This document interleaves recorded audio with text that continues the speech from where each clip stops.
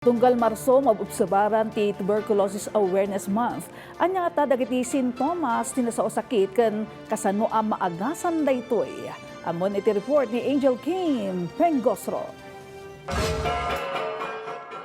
Ti tuberculosis kat may sa asakit ang nagtaod iti bakterya, akadawian a target na ti bara. Nga mabalin ang maapektara ng matlaeng ti daddo maapaset ti bagi, kas iti tiyan, brain, spine, ken bones. Mabalin ang maiyakar ti tuberculosis babaen iti panagbaeng, panaguyok, ken panagtupra. Sintomas ti sakit ti prolonged cough, chest pain, fatigue, weight loss, fever, ken daddo mapay. Iti datos ti DOH Cordillera, kaduan ang nakaptan ti sakit at tuberculosis dagiti lalaking agtaon iti 55 agpangato, gapo iti panagbaba ti immune system.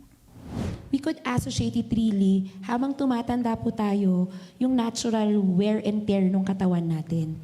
Kasi yung ating natural defenses nag-weaken. Iti Cordillera, adda ti 108 nga accredited TB DOTS facilities apakairamanan ti ospital, RHUs, ken health center. Adda mutlaeng dagiti workplaces kas TB clinics ang mabaling nga ag-assess, screen, ken mangipaay iti medications para iti TB nga available iti amin a probinsya.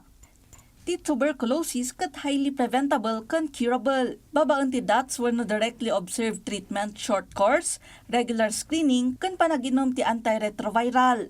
Libre daytoy ang magun-od karagiti health centers ti DOH. No makaptan iti sakit, dumanon iti 6 a bulan aging gamay sa atawan ti panagpaagas. Kalpasan ti 2 alawas a panagpaagas, saanen daytoy a makaakar. Ita at TB Awareness Month, agtultuloy ti active case finding ti ahensya.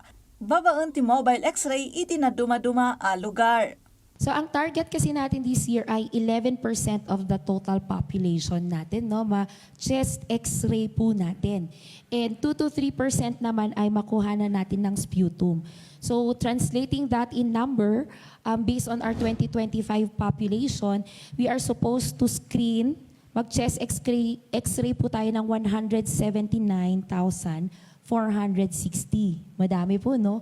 So, yun po yung kailangan natin ma-chest x-ray. So, last year naman, we were able to accomplish about 218,000. So, that's about 121,000.